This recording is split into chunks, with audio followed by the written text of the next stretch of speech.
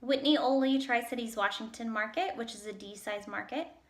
Number one, why is co-op cool? Co-op is cool because co-op equals opportunity. It's an opportunity to maybe sell more product and make some more money, but it also can be a great conversation starter with dealers.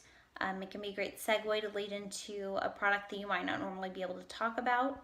But probably the coolest thing to me about co-op is the fact that it allows me to position myself as a consultant and to stand out amongst all the other sales reps that come in to see my dealers each month. It shows that I understand their business, that I have their best interest in mind, and they'll know that moving forward anytime I bring them a solution. Number two, most creative way I've used co-op. Recently, I just took over a Mitsubishi dealer who's a big advocate of co-op. So right away, I got them set up with our co-op department so they had screenshots and invoices each month. I also got a vendor login through them so I could handle any kind of pre-approval if we needed to down the road. And so during one of my monthly visits with the dealer, our conversation led us to event positions. So I quickly checked to see if it was co-opable according to the Co-op Quick Reference Guide, which it was not. But since I already had that vendor login, I went ahead and submitted the pre-approval, and I wound up getting it pre-approved, and it was reimbursed, and there was no hiccups. So because of that, because I didn't stop at that Co-op Quick Reference Guide, and I went the extra step to see if I could get it pushed through, I was able to sell 3 event positions.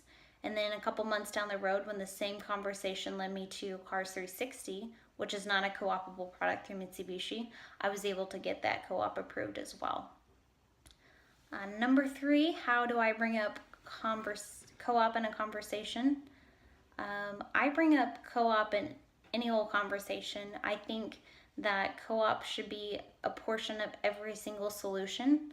I think a lot of reps are very intimidated by co-op.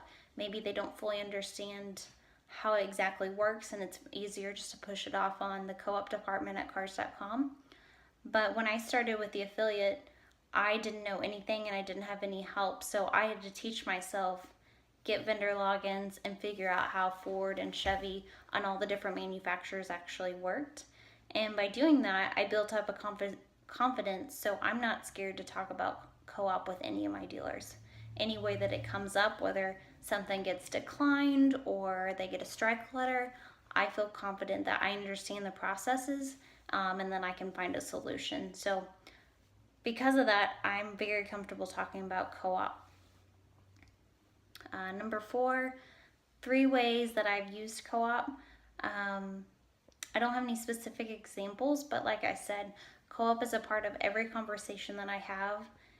If I have a franchise prospect, and I see that they're a GM, I get really excited because I know that GM co-ops on 100% of all of our products. So I think that can be a great conversation piece to say, Mr. Dealer, I just want you to know that because the manufacturer believes in the solution, these Cars.com products that I'm showing you so much, they're offering to reimburse you at 100% of whatever you choose to invest with me today.